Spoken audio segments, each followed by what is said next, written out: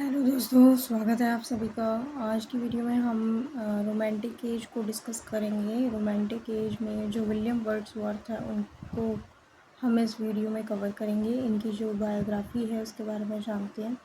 तो सबसे पहले इनके जन्म की बात कर लेते हैं।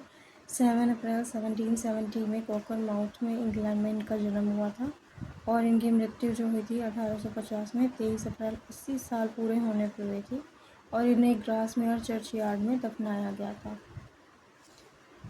बात करें इनकी मदर की, तो इन्होंने अपनी मदर को 1778 जब ये 8 साल के इन्होंने खो दिया था और अपने फादर को इन्होंने 1783 में जब ये 13 साल के थे तब इन्होंने उन्हें खो दिया था।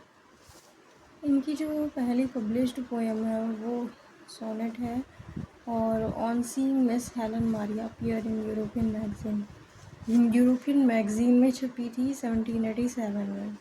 इनका ऑक्यूपेशन जो है, तो ये पोइट तो है ही, साथ ही साथ एक राइटर भी हैं। अगर इनके फेमस वर्क्स की बात करें तो लिरिकल बैलड है, प्रिल्यूड है, टिंटन एबे है, I wandered lonely as a cloud है। 1795 में क्या हुआ, वर्ड्सवर्थ और कोलरिज ने दोनों ने साथ मिलकर लिरिकल बैलड लिखा था 1798 में, जो कंप्लीट कर दिया था। उनमें फर्स्ट एडिशन में तो 23 पोएम्स थी जो इन्होंने लिखी थी दोनों मिलके। 19 लिखी थी वर्ड्सवर्थ ने और 4 लिखी थी कोलरिज ने।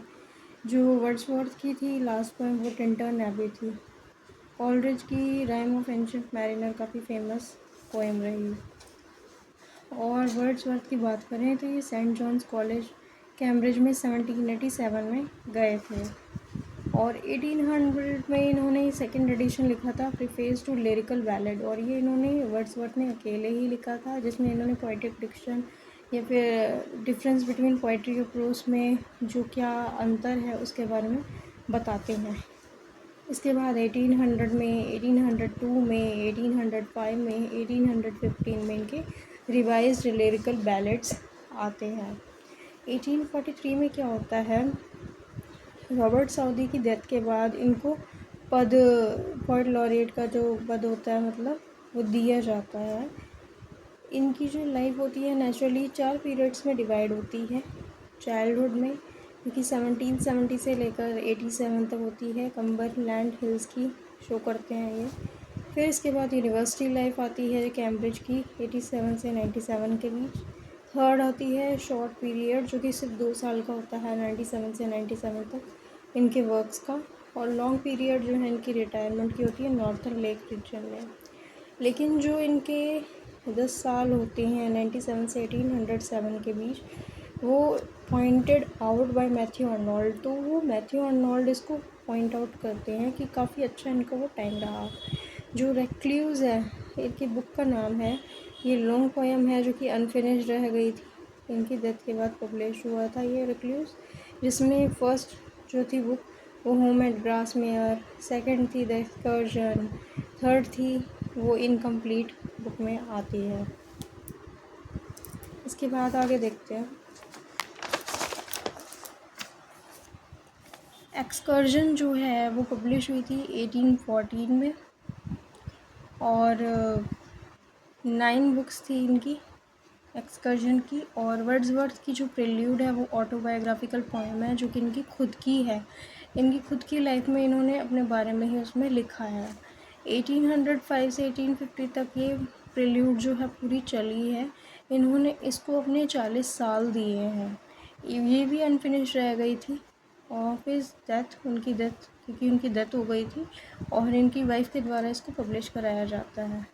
ये लॉन्गेस्ट पोएम है। लाइव राइटिंग को भी इसमें प्रिल्यूड में बताया है, री राइटिंग को भी और रीअरेंज भी किया गया है।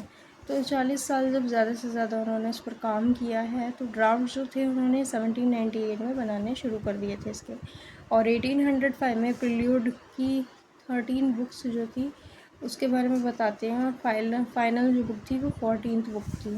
पहली बुक जो होती है वो टाइटल या फिर इंट्रो के बारे में बताती है जो चाइल्डहुड और स्कूल टाइम से रिलेटेड है। लास्ट बुक कंक्लूजन देती है जो इमेजिनेशन को शो करती है, और इसका जो सबटाइटल होता है ग्रोथ ऑफ पोएट्स माइंड को दिखाती है। इसका जो टाइटल होगा ना प्रिल्यूड का, ग्रोथ ऑफ पोएट्स माइंड है। Wordsworth was accused of being the lost leader Robert browning. तो रॉबर्ट ब्राउनिंग जो है इनको वर्ड्सवर्थ को लॉस्ट लीडर कहते हैं आफ्टर हिज डेथ। वर्ड्सवर्थ ने 500 सोनेट्स लिखे हैं और उनको ग्रेटेस्ट सोनेट राइटर कहा जाता है। किसके बाद कहा जाता है? शेक्सपियर और मिल्टन के बाद। विलियम वर्ड्सवर्थ की जो पोएम्स है, लंदन 1802 है, वी आर 7 है, कंपोज्ड अपॉन वेस्टमिनिस्टर ब्रिज है, इंटीमेशन ऑफ इमॉर्टैलिटी ऑड है, और जो ये इंटीमेशन ऑफ इमॉर्टैलिटी है ना, रिकलेक्शन ऑफ अर्ली चाइल्डहुड से इसको लिया गया है। The world is too much with us, Tintern Abbey, daffodils और सॉलिटरी रीपर।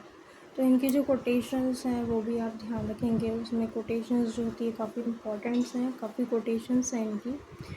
तो दोस्तों मैं आशा करती हूँ ये जो आपको जो इनकी बायोग्राफी है वो समझ आई होगी। तो अगर आपको समझ आई है, आपके लिए हेल्पफुल रही है, तो प्लीज़ ऐसी वीडियोस को ज़रूर अपने फ्रेंड्स में शेयर कीजिए, लाइक कीजिए, प्लीज़ हमें सपोर्ट कीजिए ताकि हम और ऐसी वीडियोस को ला सकें आपके लिए। क्योंकि एजुकेटेड चैनल्स जो होती हैं हम इसमें मकसद यही है कि जो बायोग्राफीज़ है इनके बारे में बताना, इनकी लाइफ्स के बारे में बताना। तो आज हमने विलियम वर्ड्सवर्थ के बारे में जाना, उनकी बायोग्राफी के बारे में जाना। तो मिलती हूँ नेक्स्ट वीडियो में। Thank you for watching this video.